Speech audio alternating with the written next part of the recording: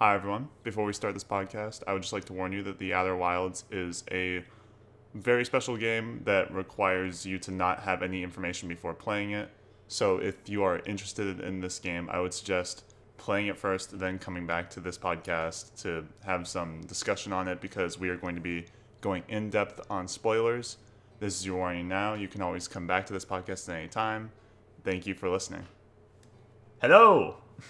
My name is Michael Blazer, and today I'm going to be talking about the Outer Wilds, a game made by Mobius Digital. I have two of my friends here. Severin, do you want to introduce yourself? Hi, I'm Severin. I am Michael's friend. Very professional. Corey? Yeah, I'm Corey, and I recently just finished the Outer Wilds video game. You had fun with that, right? It was a great time. It was Alright. definitely a unique experience.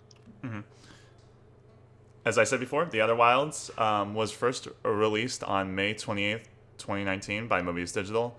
But the more important fact about this game is that it was a college student's master thesis. His name was Alex Beecham. He just wanted to make a game where he could fly a spaceship around a small little solar system. And the game had far developed from there. He started his own team. It's a really big indie passion project. It's very impressive. And what we have now from it is just a gem of a game. Amazing. One of my top favorites. That's just the game's origins. I'm going to give a small summarization of the plot. Both of you can feel free to chime in with anything that you remember that I could be forgetting. But in the Outer Wilds, you play as an alien species known as a Harthian. They are small blue aliens that kind of look like us. They walk on two legs. They have two arms. Think very space alien movie vibes. But the Harthians are dead set on exploring their universe to its extremes. They're very silly and chaotic people. They have a very rustic village vibe, wooden buildings, and they have ships that are kind of put together with duct tape, and it's very silly, and it's kind of like a rustic sci-fi feel.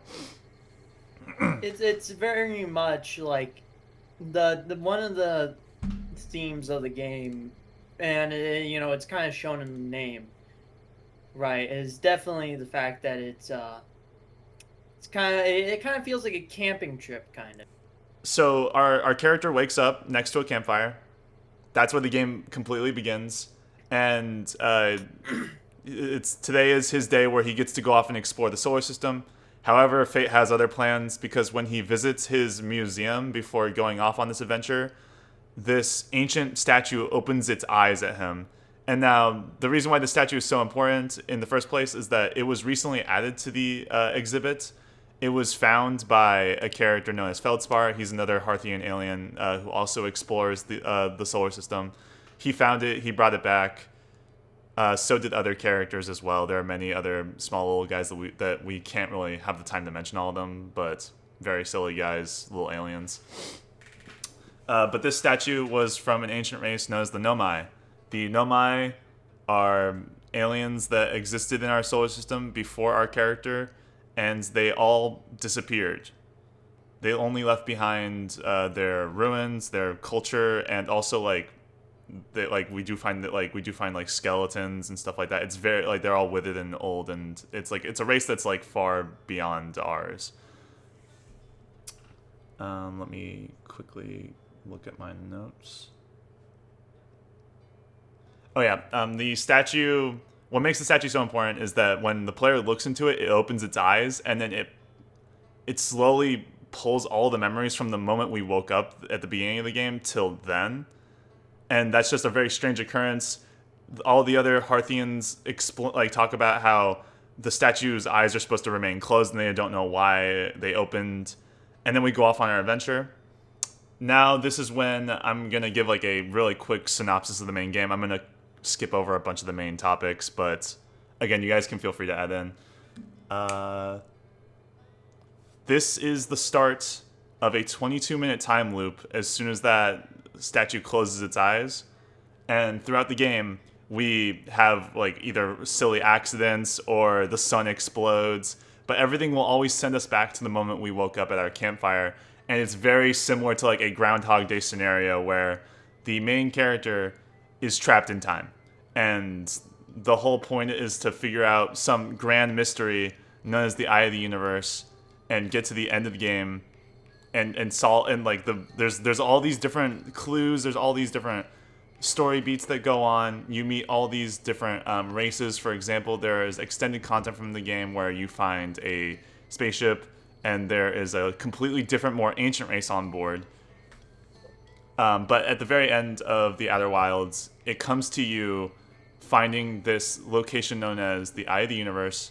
And thanks to some other mechanics throughout the game that we learned about, like, it's very quantum is the word, but it's really hard to explain in full depth. But when a conscious observer walks into the Eye of the Universe, it creates the Big Bang, and the world starts again. And the reason why we need to do this to begin with within the game is that our universe itself is dying.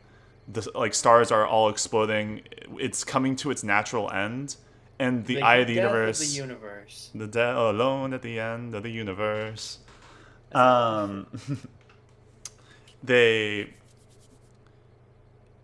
like everything is explaining. It's very bittersweet because the whole point of Outer Wilds is getting to the end and realizing that the player sort of sacrifices themselves to make sure that the next universe can exist. The Eye of the Universe needs someone to walk into it in order for it to basically bring life to the universe again, but that also means that the Big Bang that it creates does destroy everything else in its wake.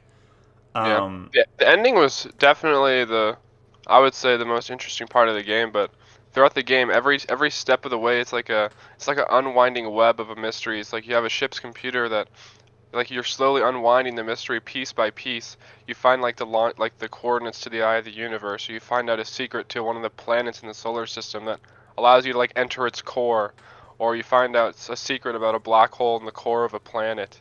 It's all very it's all very complex.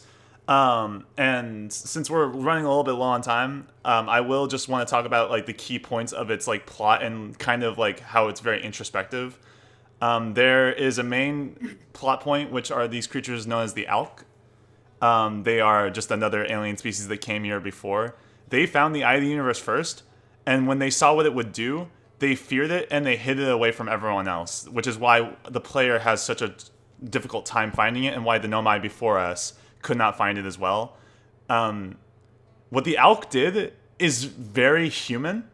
They feared something.